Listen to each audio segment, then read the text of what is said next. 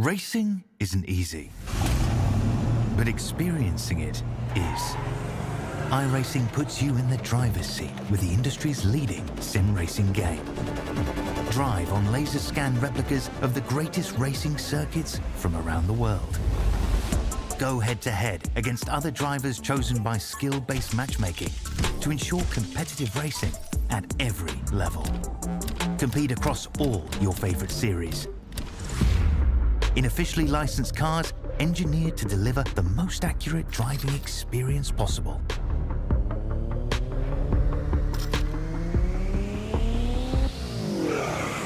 Join a race or host your own with players from across the globe. Race against the computer or in a league with friends. Feel the thrill behind the wheel. Visit iRacing.com.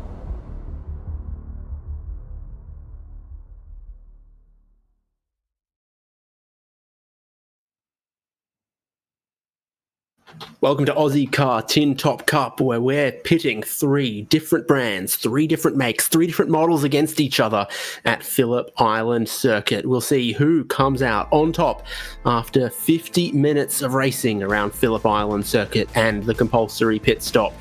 David Haynes here, joined by Dan Yeaman to bring you live coverage on SimSpeed TV here of Ozicar Tin Top Cup. It's a circuit that we love, and it's a racing format that's proved very interesting this season.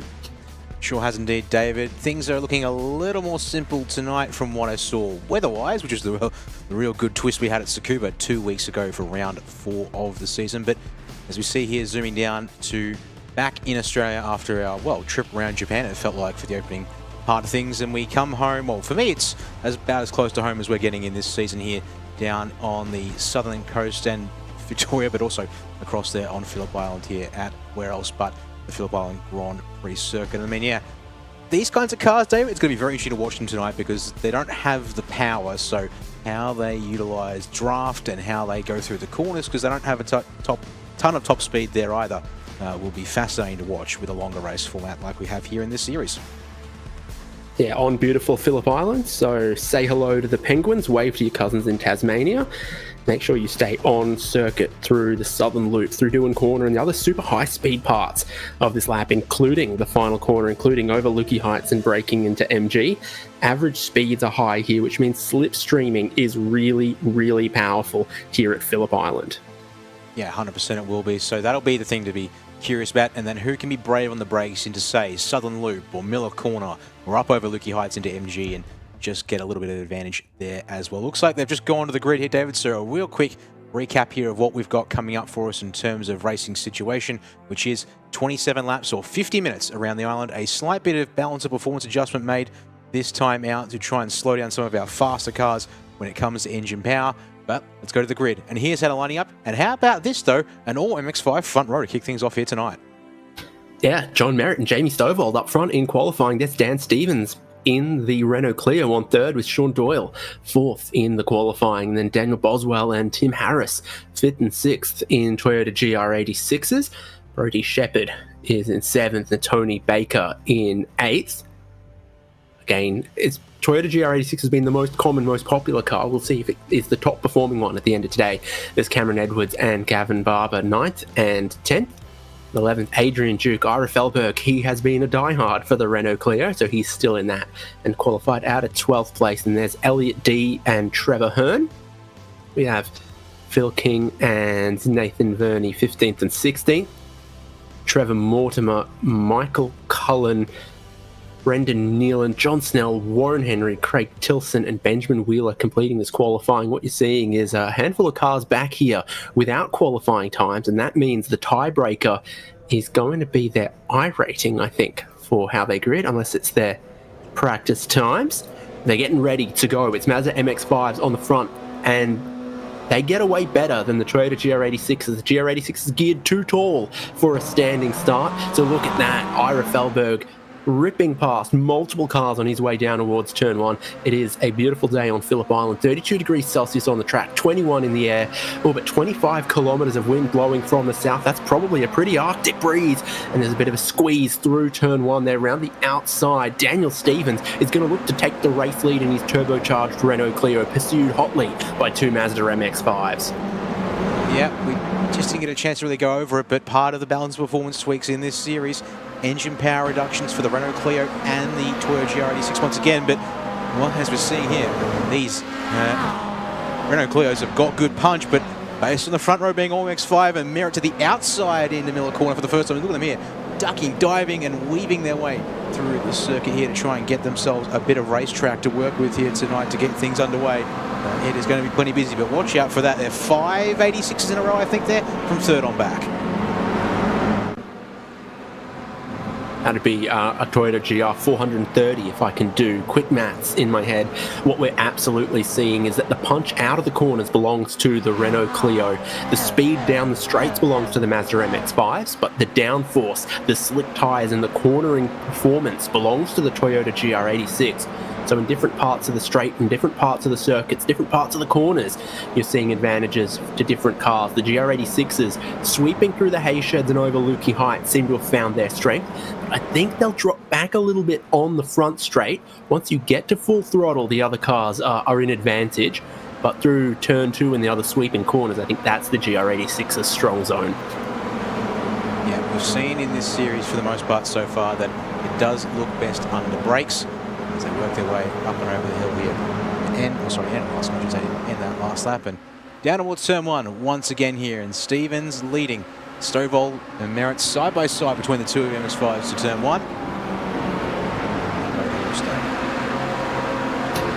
Ira Felberg had that lightning getaway in the other Renault Clio, and that had him gain 3 positions on the opening lap. He's dropped 1 back as some of the other cars have found their grip through the cornering and found their way back past him again. But this is super tight in the leading group here. Stovall and Merritt, our eyes on them, second and third. And the GR86s slipstream off each other very powerfully as well. And under braking here, they're closing some car lengths into Miller Corner. So on the outside there, first time winner last week, Daniel Boswell.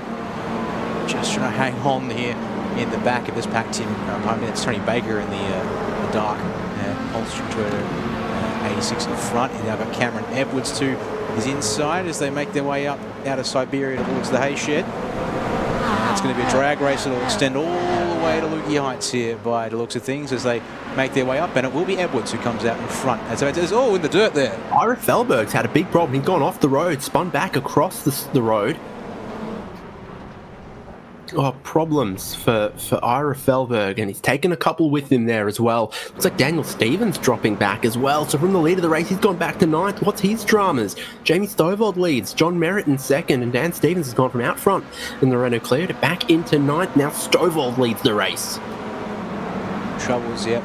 So mechanical black flag, not for just Ira Felberg, but also Gavin Barber. So big trouble there out of Siberia, and that car is looking a lot worse for wear than you would expect.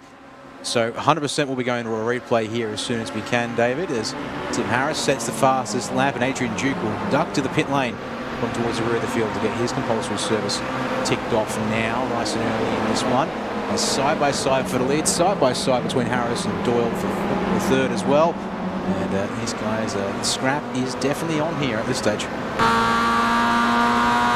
Yeah, so the fastest lap of the race now going to a Toyota GR86. Tim Harris up into 3rd.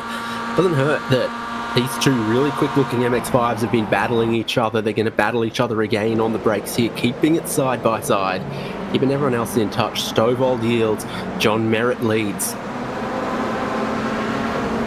Train extends all the way back to Brody Shepherd in 8th for the lead of this race. So, give you an idea. You said this would be like a pretty strong drafting race. This all appears to be adding up here in my eyes, David. So check that box, even if it is early days. Over Lukey Heights, another one of those places here. It's sort of like a 3rd gear, 4th gear corner. It's where the GR86s are massively strong. with all of the racing modifications that they've got. It's special springs, it's slick tyres, it's beefy tyres too, much beefier than the road-going car as well. So they've got plenty of corner and grip. That's what they can be known for. John Merritt, with no downforce, should be able to keep the car pretty flat through the final corner though, and that's exactly where Stovall begins to close in, pulls out, and they're going to be giving a draft to the cars behind if they complete this lap. 3 races at Sydney Motorsports Park, and now suddenly everyone's a side draft expert.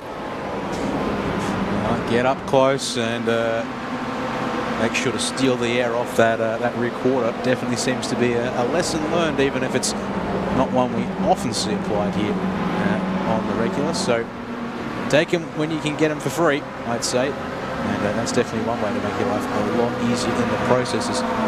No one really is happy to sit back, it feels like. We're all kind of looking at, maybe the only person I should correct in that all of that there perhaps is, say, Daniel Boswell or Brody Shepard at the back of this top 8 pack. They seem to be happy running single file, whilst you've got at times 2 by 2 and I think almost by 2 again. So it almost feels also like processional in a sense with the way now Merritt Stovall looks to be, I don't know, hogging the racing track here, Dave. They're going to just block any attempt from an 86 to go past by just making them the widest Mazdas you've ever seen. Oh, they're going to rub a panel or two, but yeah, Mazda's together strong, perhaps, the strategy here. Cameron Edwards with a monster toe on the last lap picked up the fastest lap of the race, but Dan Stevens back there in 9th, he actually was pretty quick. He went a personal best, 146.5, so faster than Stovall, faster than Merritt. He's catching up over this group as well, as it's 3 wide Toyota GR86s, massively downhill descending braking zone into the MG hairpin. Bit of camber there that you really want to hook so that you can get back to throttle quickly. Oh, and a pit entry from a couple of these cars. They've decided, let's get out of this pack and let's pit. So you turn off quite early, narrow pit road, and then you've got to slow down coming into pit lane for Tim Harris and Tony Baker. The teammates going together, getting out of that. I do say that's a smart call there, 100%. Make sure you can get that one ticked off nice and early. So let's have a look here at some of the rest of the pack that we sort of had neglected in these opening couple of laps. So they're side by side. I think 2 of our last running cars there, Warren Henry and John Snell, but it does resolve in the favour of Warren there by the time they approach turn 1. A bit of driver shuffling around in cars this week, I'd also say. I think I've gotten more used to seeing Warren Henry, for example, in the Mazda MX-5, but he's opted to jump ship to the Toyota. There's on the outside there, what about you on Mazda MX-5? Phil King. Phil King having a moment there on the exit of the support. So in the end, there were 3 drivers without qualifying times: Warren Henry, Craig Tilson and Benjamin Wheeler, who all started at the back of the grid. And they're all making some form of progress. Wheeler is up 12 spots, and Tilson's been flying along as well, so he's up 9, and then the other was Warren Henry, who I think might have been a little in the wrong place at the wrong time around when Ira Felberg went off the road. He's still gained a spot or 2. This is another case of the GR86 is like, how can I get around a Mazda MX-5 in a straight line? The answer is I can't, but I can through a corner. Yep. Wheeler now makes that plus 13 for the race. He gets past Elliot D, who though definitely not afraid to show a bit of nose and a bit of hustle there, trying to keep in the fight. But we'll have to concede there. That one, there's more drivers to the pit lane. John Merritt will make it all 3 of our Holstrom Toyota cars that were in that lead pack to peel off to the pit lane. Interesting. Got to keep an eye on the pit lane time as well, because we've basically only seen GR86's pit at this point. Now we've got to see what a Mazda MX-5 does. It was 15 seconds for Tony Baker and Tim Harris. John Merritt's already been stopped 10 seconds there. 14 and he goes, and might blend ahead of Tony Baker as well. So I think this has worked out well for Warren Henry if he's gauged it all together. Oh, maybe the blend isn't... No, the blend's good enough. There comes the cars he's worried about over the crest in the background. Throw it up at 2.8 second margin. Looks somewhat healthy as he gets up to speed. So that'll probably come down to more like 2.5, 2.4. No, I'm actually going to stabilise a little bit earlier at 2.6, and then give or take gap as we go through the corners. So there you have it, folks. It's looking like John Merritt has pulled a fast one. The question is, can his teammates hunt him down in their corners and close the gap for hold steady in this phase of the race? Also keeping an eye on the best Renault Clio, which is Dan Stevens. He's closing back up on the race lead. He's back to within 2 seconds of it. His lap times are looking pretty hot. So he's basically done sort of personal bests the last 2 laps. And a whole bunch of cars go to pit lane in front of him just as he begins to catch the toe of Daniel Boswell, I think it is. So that's Sean Doyle and Brodie Shepherd. Is that Vermilion teammates? Boswell from Froglip Juiced. Doyle and Shepherd. But Doyle and Shepherd, yes. Get my drivers right, and you see who's in the pits. Indeed, a Vermilion duo diving the pit lane together.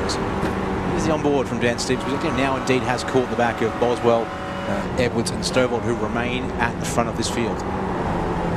True to form, my man's hitting the sequential shifter in this thing. So there goes Dan Stevens. The straight line speed is pretty awesome. So pulls pretty well there initially with the wide power band of a turbocharged engine. And then it just keeps pulling down the straight with the turbo going on. The 1.3 litre turbocharged 4-cylinder engine found in the Renault Clio Cup car is the same 1.3 litre turbocharged 4-cylinder engine found in Mercedes-Benz CLA 200s. For more road car facts, it's definitely any kind of car David Haynes can get his hands on, you know where to find him. You might find him several places. Man's a bit busy virtual world, so he will not be denied for more of his coverage over the coming days, weeks and months. Hopefully we can keep you essentially for a little bit longer, as Trevor Hearn and Trevor Mortimer have just exchanged places. It's not quite done yet up to Lukey Heights, so they're both going around.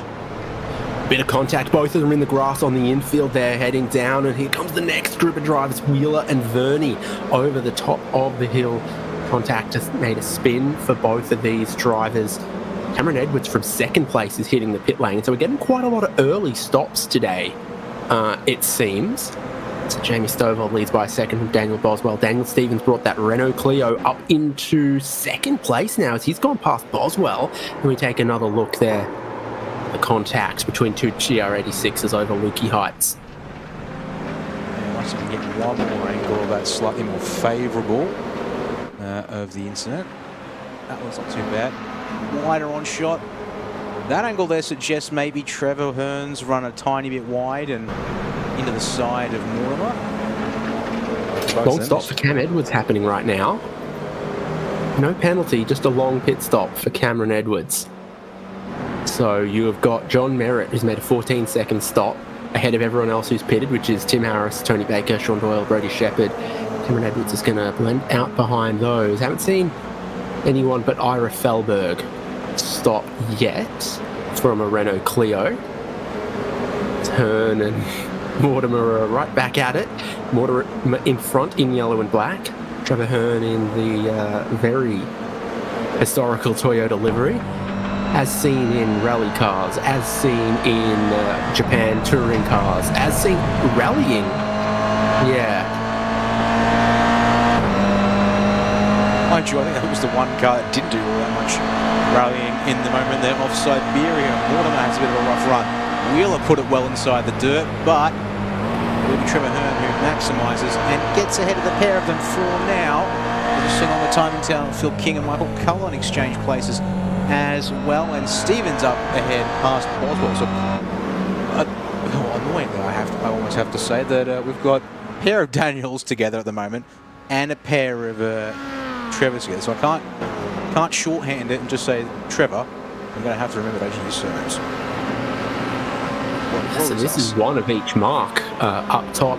I think this last lap's been a little off from these guys. I swear Stevens was ahead and then Boswell might have gotten back ahead over Lukey Heights, and now Stevens has gotten back ahead down the front straight, and both of them have been closing in on Jamie Stovall a little bit at at the race lead here. A couple of the pit stops like Warren Henry in the lane, but really it's these three who haven't stopped yet versus John Merritt, who has and is flying along apparently. He got a really good tow on the lap that he's just completed. So John Merritt takes the new fastest lap of the race. Up here, so there goes into Southern Loop. Is he being caught?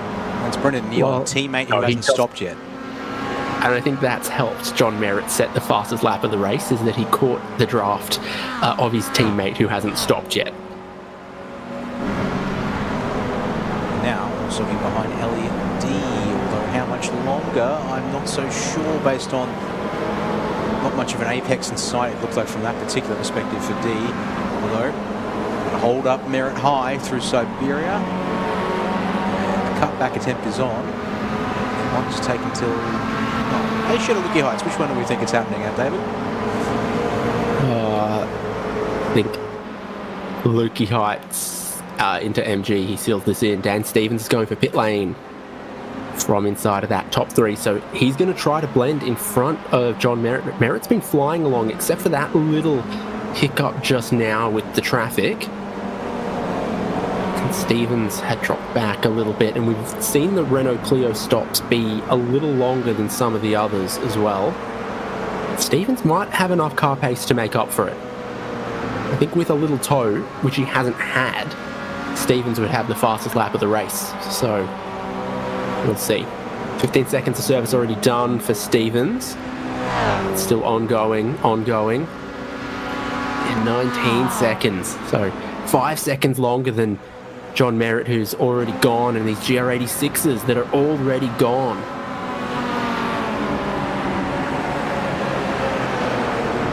That's a good point to make there.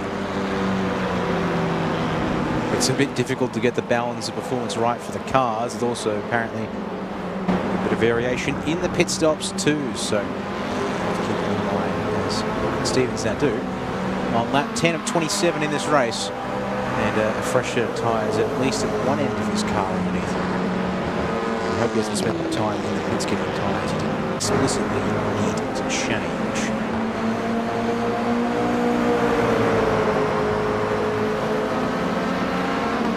So Trevor Mortimer's had enough of Brendan Neal and others. Now we'll have a bit of Benjamin Wheeler, Trevor Mortimer.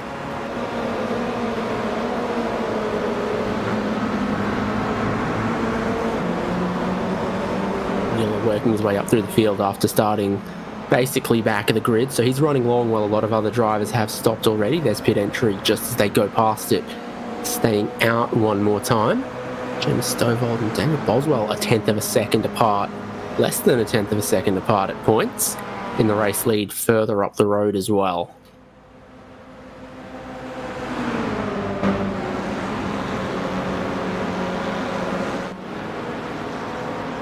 It's them, Boswell behind Stovold. Stovold actually tripping less speed through the speed trap than Boswell. So maybe Stovold hasn't had a good tow, and Boswell's obviously getting a pretty good one here.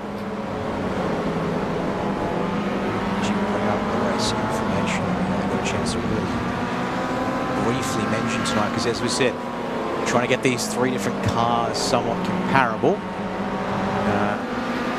has required a bit of engine power adjustments, and for this round I believe we've hit rock bottom as allowed on iRacing for the Toyotas there at 95%. That's a 1% reduction since the race last time out at Sakura. Same for Renault Clio's, down from 98 to 97%, so there's that little information there. Mazda is sort of the reference point, and we try and bring Clio and the 86 back towards it to make this series work. And even at a drive track like this, it looks like we seem to be pretty much on the money. Let's watch here.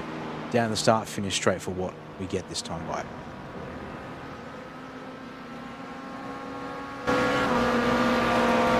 So the MX-5 will hope to be flat out here. GR86 has carried a tiny bit more speed there. We get about to 200 k's an hour here. And that is a bump draft. So it's going to be a tactically executed push there from Boswell. No need to rock the boat when these two drivers are looking to maximise their position on track, and it seems to be working so far for them. Let's bring up Here's the comparison though. So Jamie Stovall and Daniel Boswell have just done a 147.3. John Merritt's done a 146.9. Tim Harris, leading the group of GR86s, has done a 147 flat. So these two are getting undercut at the moment, both by the other MX-5 of John Merritt and by a whole gaggle of GR86s together, 2 Pulse Tuning Echuca Toyotas and 2 Vermilion Esports. That's a very good point to bring up there. So they're working together, but it's not seemingly doing them a whole bunch of favours. One of the cards for what we need to do here.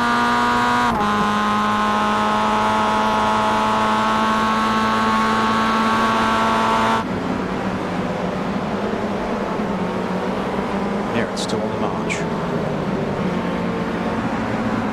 Yeah, just ahead of Craig Tilson at the moment, who hasn't stopped, but the next group of Toyotas behind all have. And they're trying to get past Elliot D. Not easily either. Oh, now easily because they've sent him wide at Siberia. Look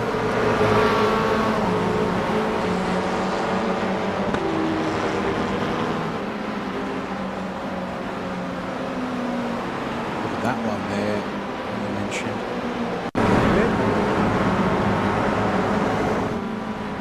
Not even an overly abrupt escort. It just sort of ended up being just.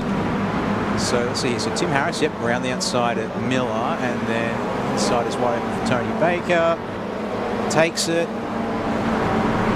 And he tried to hang there, but it's almost in the middle of the corner. The Mass just has not enough grip to be able to sustain the speed he was hoping to keep up also around the outside there. And a small excursion off the road, but no other harm to Elliot D at this stage. It's that group of 4.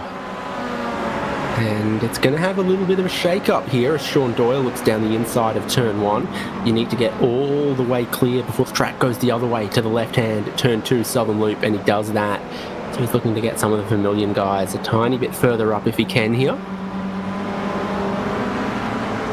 Are they not quite catching John Merritt, but he's only a couple seconds up the road. They can see him.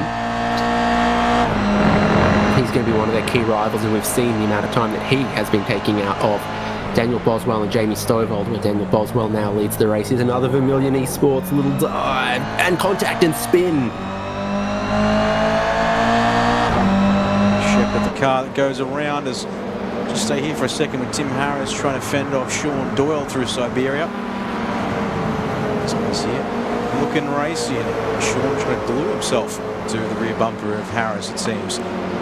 Sticking right in line for a moment, then there go half car out with the hay shed, but then back in line again for Wilkie. So starting to see now hunting around to find a way to expose a weakness, crack a hole in the armour, or is this going to mean that they stay as they were for now? Well, they've got to catch John Merritt at a minimum, because he's already stopped and he's ahead of them by that much, by about a final corner's worth.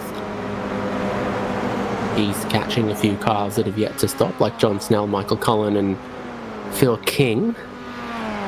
So he's probably hoping that everyone else stops soon, otherwise he could be in a tiny bit of a problem. But the leaders have picked up their pace now that Daniel Boswell's gone to the front. Exchange, and that might be actually for the best if Boswell in that 86 has still got a bit more cornering grip. It leads the way and then allows Jamie to get in behind and maybe a bit of a push down the start finish with the fully powered Mazda. If that is indeed the case, it may work out for them for the best. So this is sector 2 of the racetrack. Certainly feels like one of the places where the GR86 should be quicker, but then the final sector and the first sector should be Mazda territory. It's a slightly less hilly, perhaps slightly windier circuit Spa-Francorchamps here. It's So this should be a look at Jamie Stovall. A couple of car lengths back, but you get to full power about here. Should be flat through the final corner. And then you're going to close in down the front straight. How much is he going to close in? He's already got a car length or two. Now you really pick up the speed in the Mazda MX-5. Looking to exceed 200 k's an hour and do it pretty easily. Oh, he doesn't give the push. He actually rolls out of it.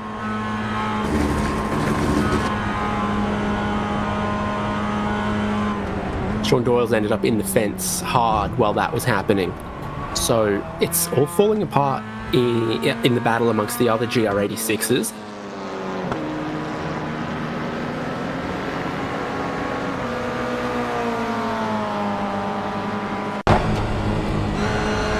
So he tries to get underneath there. Oh, does he get hooked?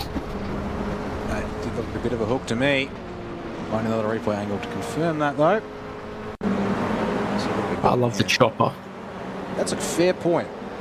Choppers go fair. Oh, well, actually, that chopper's apparently the It's more of a follow drone than an aerial chopper. Yeah, well, it does suggest it a bit. One last time with feeling here. Let's see. This looks like it might give a decent head-on angle if we get this wide shot on the exit of Siberia here, David. Come on, switch. Switch to a different camera. Of course it did. I feel like maybe I should just clearly the lesson learned that tonight's apparently not the night for this replay, but I think that did look like a hook. I think we can be somewhat safe in that suggestion. Inadvertent, perhaps. But back to the light pictures we'll go. The car's fixed up for Sean, thanks to way of the fast repair. We'll go now down in 22nd, and our second last car running in the race. Got 8 cars that haven't stopped. You see how many pit stops they've made there. So Boswell, Stovall's not quite pushing him along there, but the pace is good from Boswell, and Stovall's obviously going with that as well. Trevor Mortimer's now going to pit. Benjamin Wheeler stays out in third, really trying to run this one long if he can. Bit of a snake happening for the others behind that as well, as I think might be, who's trying to get out the way? Michael Cullen has John Merritt go past. Yep.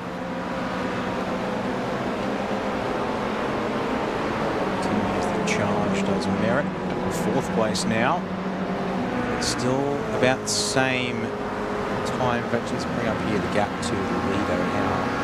That changed here over the past little while. So it's currently 28 seconds. Well, the last 3 laps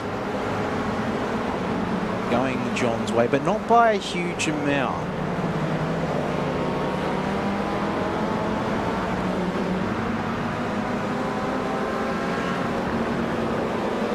So he gets ahead in the high speed of the straight, and then just has to try to keep these cars behind him through some of the slightly twistier bits. So it comes back around to the straight again. James Stovall, Daniel Boswell still staying out, still for longer. It's definitely been quicker for these two with Boswell leading than with Stovall leading.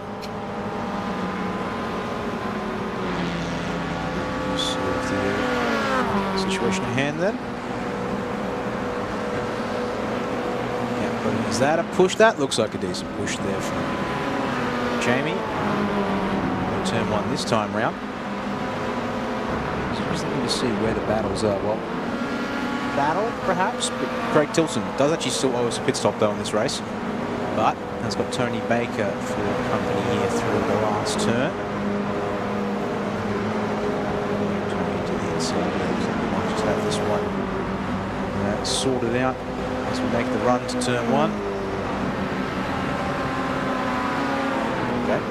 Side drive did not work. Actually tried to break it there onto the clutch. Risky spot to be hanging around the outside of turn 1 to give himself the inside of Southern Loop. Tony Baker's trying not to take too much nonsense here. I think Tilson's run that one wide. There's marbles on the outside. You can get the grass and then the gravel. So Tilson's discovered there's not as much grip around the outside of Southern Loop as he would have hoped.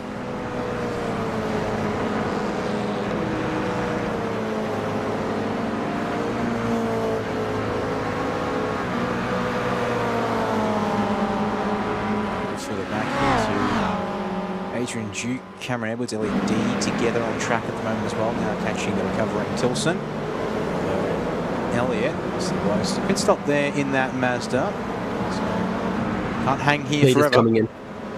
Leaders are coming into pit lane, so Daniel Boswell has Jamie Stovald following him in. We've seen that the MX-5 pit stops might be just a little bit quicker, so there's a chance Stovald jumps through the lane quicker than Daniel Boswell can here. And of course, both of them trying to come out ahead, or at least with John Merritt. They've got their pit stalls all the way down the exit here. Stovald finds his, Boswell overshoots his and needs to reverse to go up on the jacks. So the compulsory 2 tyre change is going on for both of them now. Stovald's done and he's out of here in quick time. There's Merritt on the straight. It's going to be close. Merritt's got so much speed, but Stovald's just a little bit ahead. Oh, Jamie taking the motorbike exit as well. And then we'll get down to turn 1. It's going to be right together at the extended pit exit. And in the marbles, and maybe slightly colder tyres for 2 of them, Stovald not able to match Merritt. Whole sitter, holds a Chuka Toyota machine, goes back to the front here on lap 18 of 27. Coming to the 2/3 mark of this race. It feels like it's starting to tick by at a nice, decent clip here tonight. So you see John Snell and Craig Tilson in the lane, still waiting on Benjamin Wheeler and Elliot D, but we've seen everyone else's stop at this point. So for Stovald, he needs to get up to pace and quickly to not let John Merritt get away. You've got Michael Cullen in the middle, who hasn't stopped yet. So he's not really relevant to this fight, even if he is keeping pace with John Merritt. He's just bridging the slipstream a little bit as well to tow Stovald up to this. Stovald's part of the group. I was going to say, I feel like that might just be the one thing for Michael Cullen that's going to really favour James Stovald. Just another car there to get some extra draft off of. Early on the brakes, it felt like there for Cullen as we dip down to energy. Now, can go pretty much to nearly the end of the race before having to stop, but does he consider peeling in very shortly? Not this time by. And actually a bit of a problem for Stovald. He's actually got the speed through the last, and he lifts as a result. Does that hurt the run versus Merritt? Probably not. There you go. Bumper. He's got the bumper to him. He's pushing Michael Cullen towards the race leader. Is he going to try to come across? What do you do? Rolls out for safety. Whoa.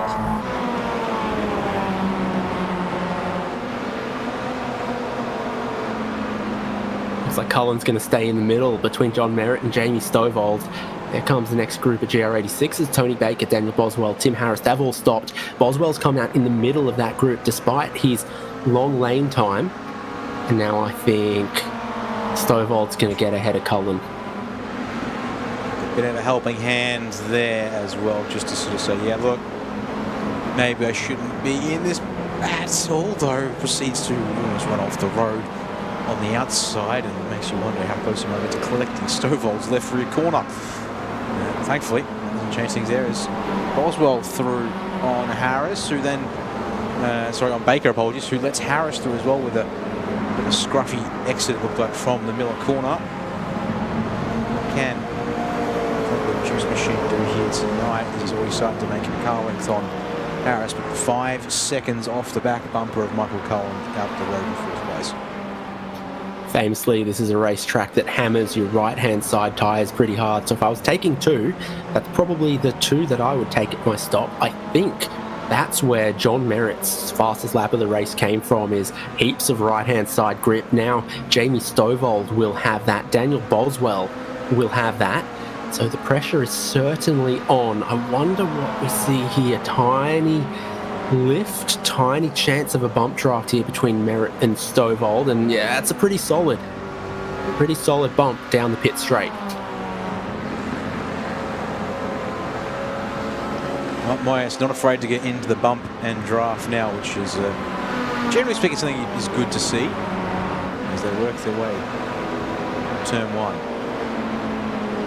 The gap increases slightly back to Boswell as he's not on his own, because Tim Harris could not be shaken, nor has Tony Baker, so they will be able to stick with here in the next couple of laps.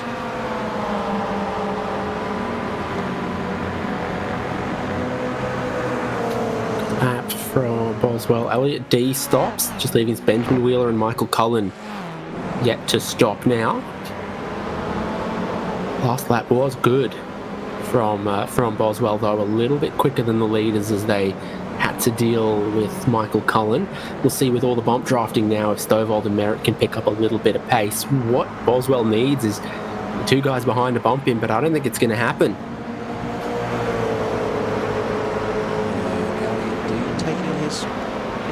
Out of pit stop done and into a big old scrap pack there of 4 cars, and actually at the moment they're going off. Yeah, he's gone off, I think, at Southern Loop now. So then there were 3. It might be fighting over 16th place, but it looks like the fighting is definitely... Stovall leads. Stovall's gone ahead of John Merritt. What happens whilst I'm looking somewhere else?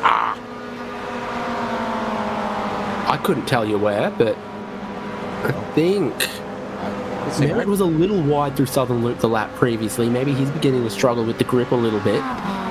Jamie Stovall sets a personal best lap, not quite the fastest lap of the race. A PB for him.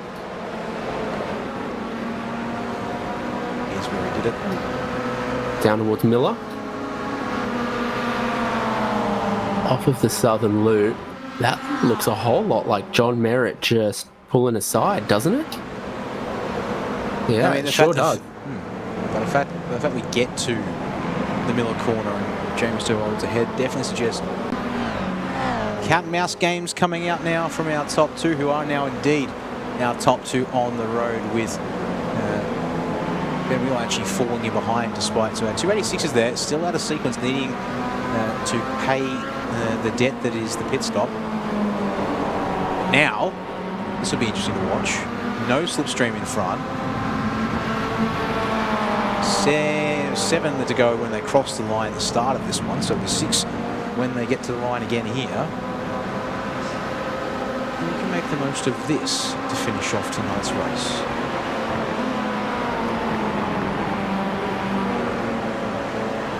And who can join them on the podium? That's the question here.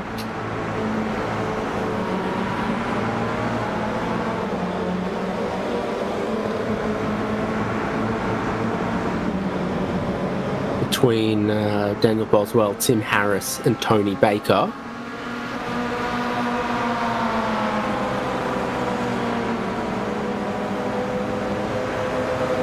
Cullen stops. And there's the view down the front straight, isn't it? Stovall and Merritt side by side, and then the pursuing pack all line astern, looking out towards the ocean. Pulling out of the draft goes Tim Harris, looking to take what will become 3rd place in a turn 1, and he does. Rides up the curb a little bit. Boswell puts front bumper to rear bumper on the way into Southern Loop. Baker gets a bit on the dirty stuff there.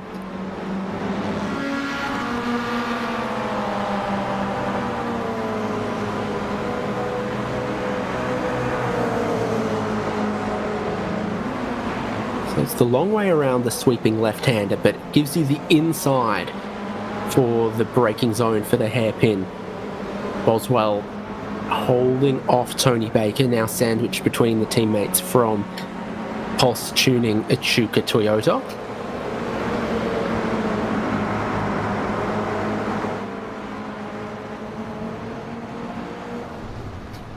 Stovall 2/10 ahead of John Merritt. Last lap for Stovall, 46.9. Last lap for Tim Harris, 146.7. And the gap's about 5 seconds, so it's going to take a lot for those GR86s to close down 5 seconds, but at some point it might get a little more gloves off between Stovall and Merritt. I think that's Tilson. He's previously had a drama down at MG, and I wonder if he's even got an engine running. Another mechanical black flag to his name, and I'm actually seeing, brightness here.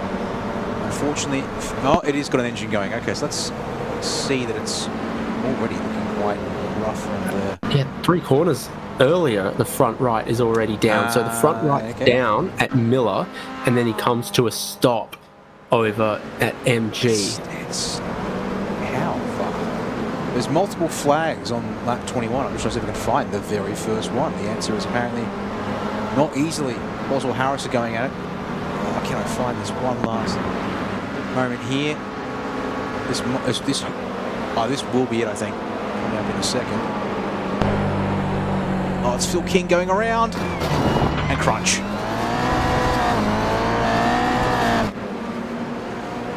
That's what it does. Does the tyre and the suspension on the front right for Tilson after he hits the spinning MX-5, brings him back to the lane, a place that Benjamin Wheeler hasn't gone yet.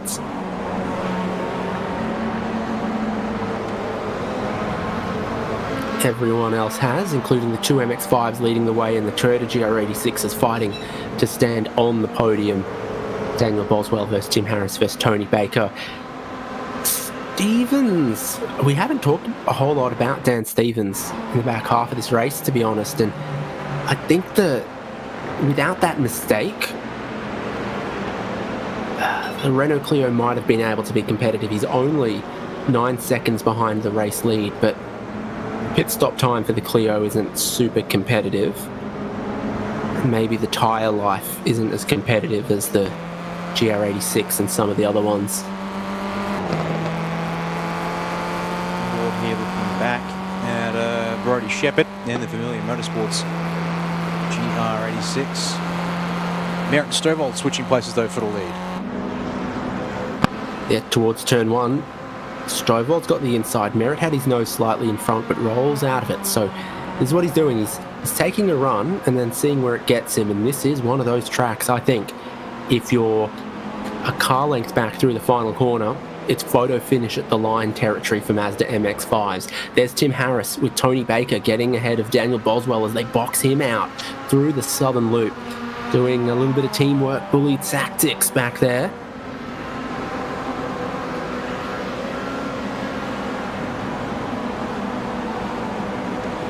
Merritt's waiting for the final lap on this one, but he's just... You see this at tracks like Daytona and others. You just test, how far back into the Le Mans chicane do I want to be on the final lap to beat them in the run for the line? How far back out of MG do I want to be on the final lap to try to beat this guy to the line? That's what Merritt's just testing a little bit at the moment, I think.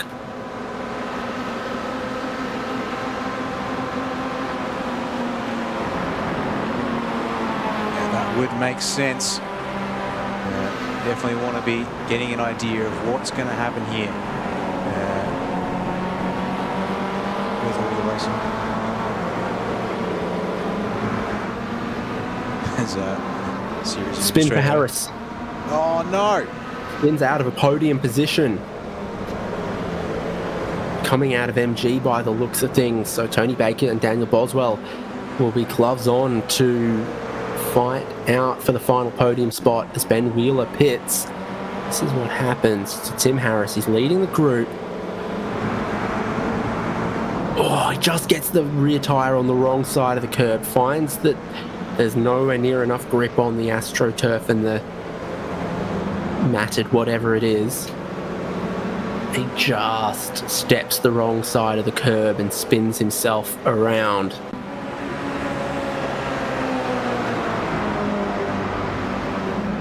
Will drop in behind Adrian Duke and Cameron Edwards.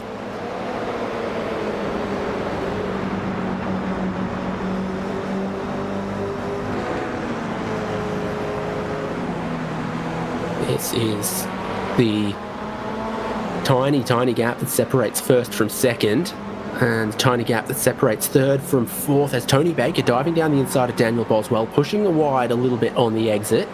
Dan Stevens is up into 5th place and just behind them in the back a shot with the Renault Clio as well. Last lap for Stevens of 147.1. That is a competitive lap time. He's bringing Brodie Shepherd along with him as well. Down the front straight, it's insane the difference in pace between the two. The Clio just pulls away in a straight line. This is a happy hunting ground for the GR86.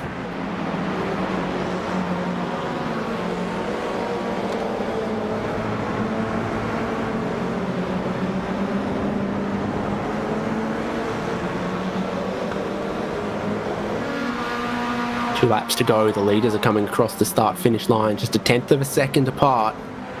Less than a tenth of a second apart.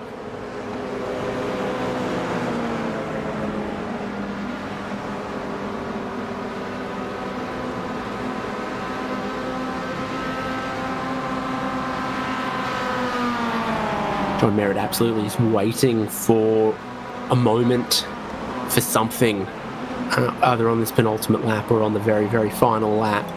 As well ahead of Baker, and then the next two cars, Stevens and Shepherd. So you've got two cars within 10 seconds right at the end here now.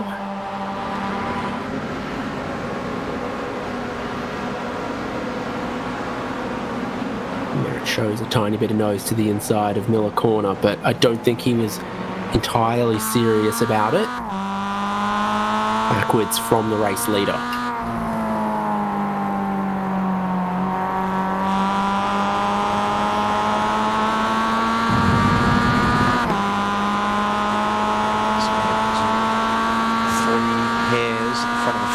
Then the trio of Duke, Edwards, Harris. We then appear to have Trevor Hearn leading a quartet back to Trevor Moore.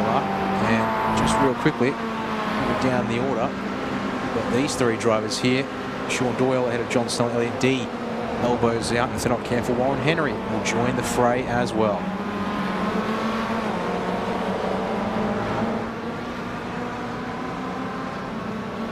So Merritt's perspective here is 3/10 back, and he'll be testing, can he get to the finish line ahead with a good tow out of the final corner. So good run, slipstream, and that far back would be too far back to do it as they start the final lap.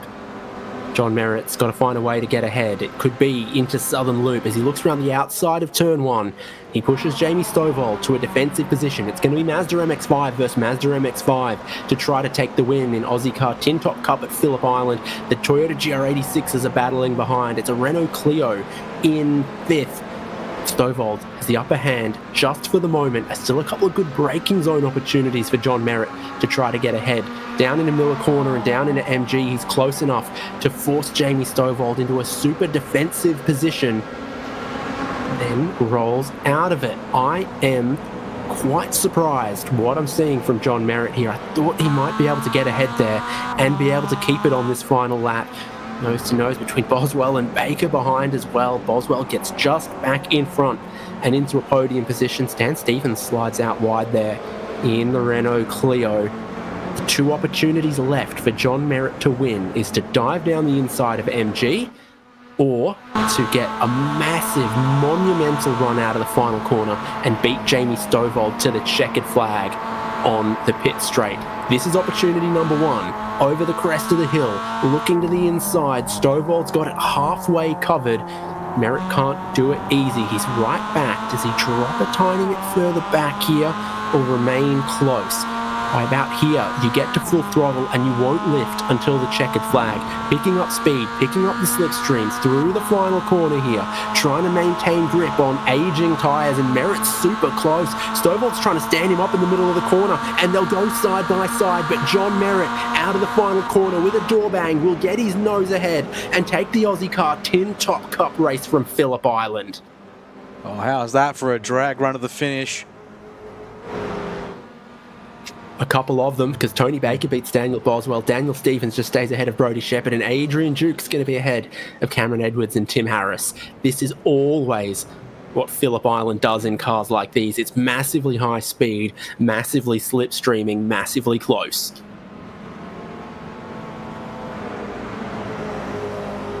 Further on down the field as drivers through the line. Have a couple more scraps here to keep an eye on, perhaps.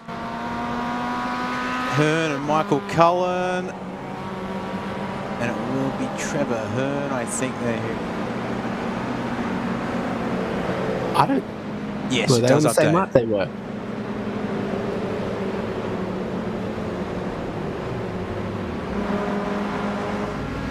Couple final battles further on back. Sean Doyle will have to settle with a 16th place finish here tonight.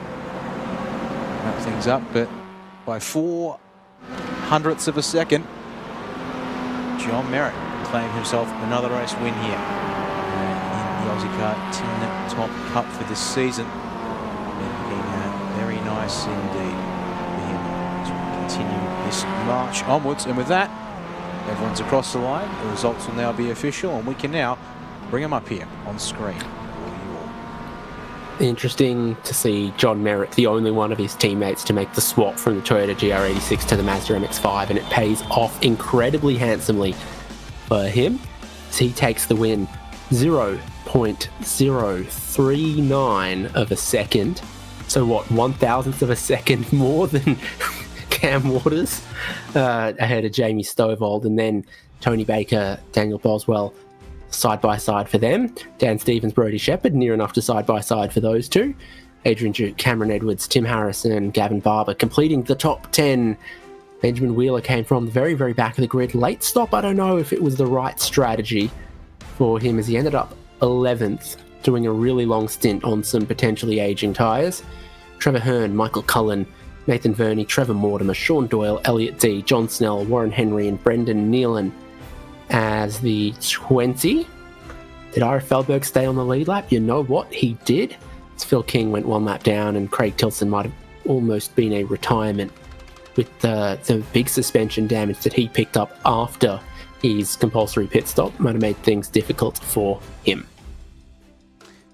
Yep, unfortunately, he decides to see no further than about 23 laps in this race. And that's the results from it all there.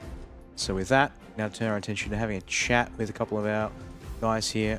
I thought we might be a little bit time restricted, but if we can keep our questions short and sharp, we'll be able to get through the full podium here tonight. So Jamie Stovall is in the box. David, I'll hand to you to chat to him first here, as he came home in second place tonight at Phillip Island.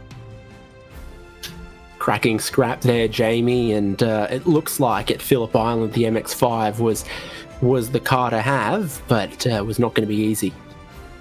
Yeah, the moment I saw John driving around in the old MX-5, I knew that it was probably the best car this week. But just goes to show he's quick no matter what the car. Yeah, it's a lot of fun. I did find that the 86s were catching on a lot of the corners, which is most of the track. But yeah, I think overall this week the MX-5s were actually the fastest ones. I mean, most of the races it's been the case. The MX-5 just a little bit faster at the end of the straight. The GR86 better in the braking and sort of the high-speed cornering and stuff. And this is a track that exacerbates that because the front straight is massively quick, and then there's a handful of really long, laterally loaded corners. So, you know, you might pull half a second on a Toyota, and then it goes and pulls another half a second on you all within one sector. Yeah, absolutely. This was definitely better for the front straights, but the main thing to think about was in this race, the other MX-5, the draft down the straights on a like the car that's the same as yours that has a higher top speed down the front straight than the others it's really hard to match. And I could see John behind me probably for the last 10 laps trying different things on the front straight, and yeah, definitely won with the mind games and paid for him to sit behind. Well, congrats nonetheless, and it's been super exciting this season, and that was another great race. 0.039 of a second is my margin, so if you could have made it a little bit closer, you would have beaten Cam Waters, but no, too much winning margin. Yeah, I should have side drafted more, my bad. All right, catch you around. Well done. All right, thank you. And the other side of that coin's the race winner, John Merritt. 0.039 of a second, but what's the saying? They don't ask how much, they just ask how many. Yeah, it was. Didn't get much closer, Dave. It was good.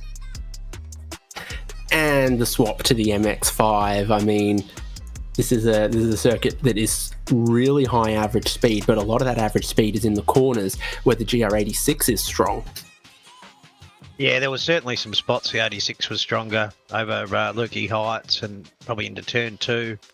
It definitely had a little bit more grip, but I think with that with the bop, the power was just a little bit better on the Mazda. Assuming we didn't battle at the start, so I got myself out of some traffic. Yeah, I mean, we've seen it sort of, go back and forth, but if the lap time's going to be equal between the two, you probably want to be the one that's a bit more of a straight line weapon, and it's easier to defend and make passes in that situation as well when you're managing the traffic. Yeah, I think so. I think they developed their power a bit differently too. So the 86 sort of comes, the Mazda comes under the straight a little better.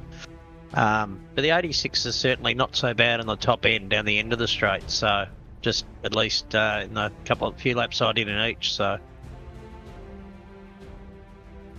Well, you bag another win. You've moved to whatever car you thought was going to give you the best opportunity, and it looked like the MX-5s had some pretty snappy pit stops here as well. I thought there was a bit of a variation in pit stop time, left sides versus right sides in this car, and this is a track where you want to take the right sides. Yeah, I think Jamie nailed the strategy, assuming he could go long. He obviously didn't get overrun by the extra fuel drop, I think, so that was, I probably misread that a little bit, but there might have been a difference side to side, and there was no point doing front or rear axle. Obviously you've got to lift the car twice as I saw it, so, and you're right side tyres were the go, I think. Yeah, for those long corners, Southern Loop, Siberia, even the final corner where you did manage to have just enough speed to get your nose underneath and grab the win.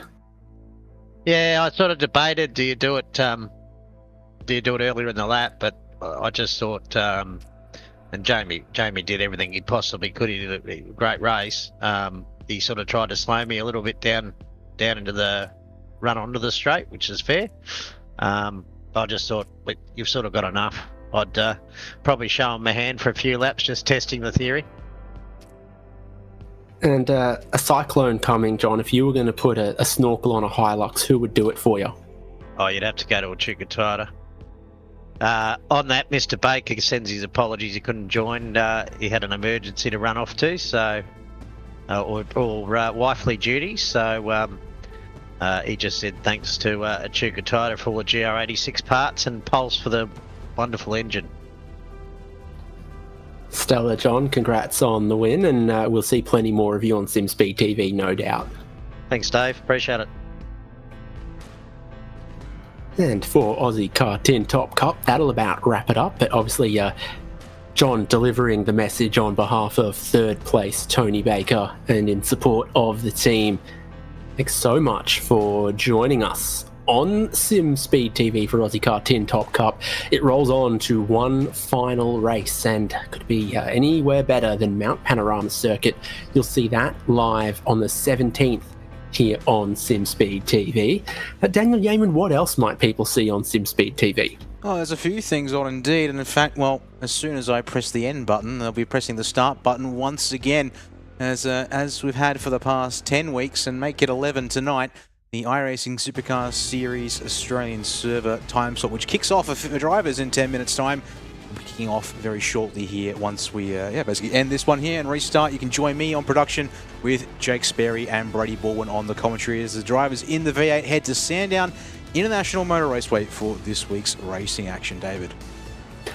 Excitement doesn't stop. The racing doesn't stop. Apparently the broadcasts don't stop either. I've been David Haynes with Daniel Yeaman on SimSpeed TV with Ozicar Tin Top Cup, with thanks to Prestige Trophy Badge and Engraving, Locked On Lads, and in support of Chaz Mostert's No Social Hate campaign.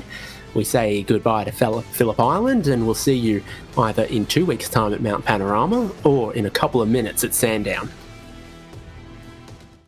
Racing isn't easy, but experiencing it is. iRacing puts you in the driver's seat with the industry's leading sim racing game. Drive on laser scan replicas of the greatest racing circuits from around the world. Go head-to-head against other drivers chosen by skill-based matchmaking to ensure competitive racing at every level. Compete across all your favorite series.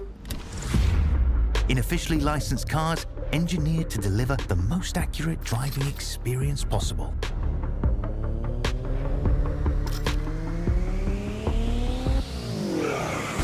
Join a race or host your own with players from across the globe. Race against the computer or in a league with friends. Feel the thrill behind the wheel. Visit iRacing.com.